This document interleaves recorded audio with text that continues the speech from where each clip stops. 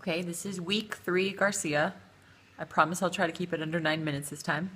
So, starting off with the first question, what is considered the acceptable carb intake range according to the National Academy of Science? That would be 45 to 65 percent daily calories from carbohydrates. Does it make sense to consider all low carb diets together? And if not, how would you divide them? I would have to say no, because it appears that there is a relative understanding or relative interpretation of what constitutes a low carbohydrate diet. So in some cases, it is believed to be less than 20% of daily calories from carbohydrates. And in other instances, it's considered anything between 21 to 40% daily calories from carbohydrates. What might a very low carb breakfast, lunch, or dinner look like? I decided to go with a low carb dinner, which might include 4 ounces of salmon, 1 cup tossed greens, 1 cup green beans, 4 ounces of red wine, about a tablespoon of mixed olive oil and vinegar, and some sugar-free Jell-O for dessert. Okay, considering only studies where the carb intake was less than 20% and longer than 6 months, what is the effect of these diets compared to low-fat or non-low carb diets on each of the following? So LDL, HDL, and triglycerides.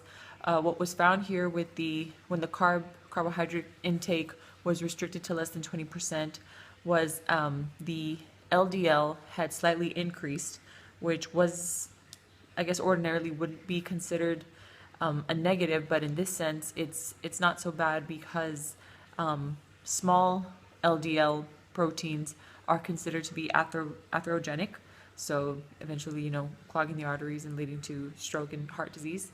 Additionally, let me see, the HDL. So the HDL was somewhat, I guess, increased, so that's a good thing. And in addition to this, the low carb, less than 20% diet decreased the triglyceride levels. So not too bad. But then when you compare it to the next set of items, so same question, but now our carbohydrate intake is between 20 to 40%. And of course, both studies were long-term in terms of being over 6 months.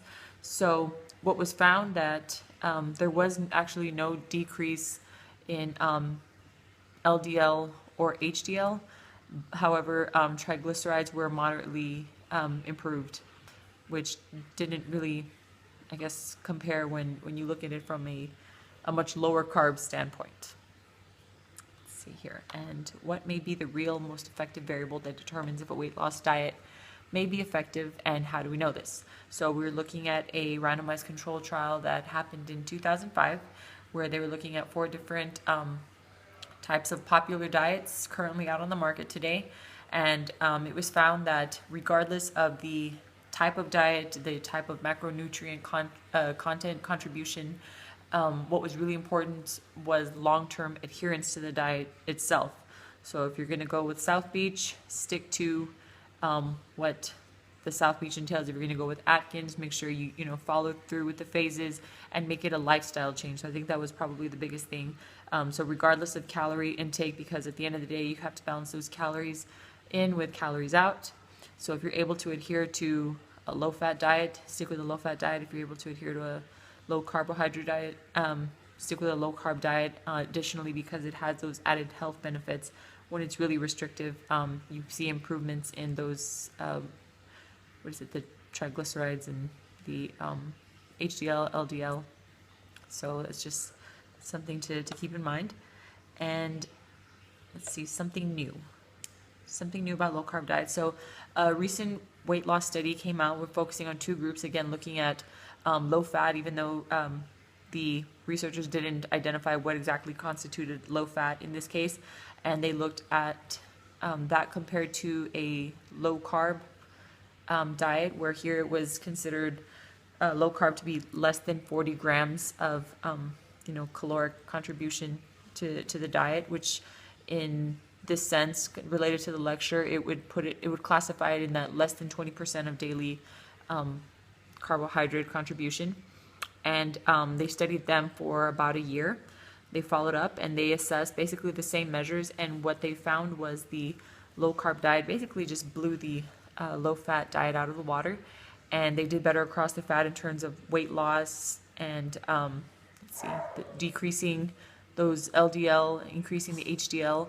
So just kind of reaffirming what the content presented in the lectures demonstrated. So just further evidence why a low carb diet that's very restrictive is not a bad idea. Okay, thank you.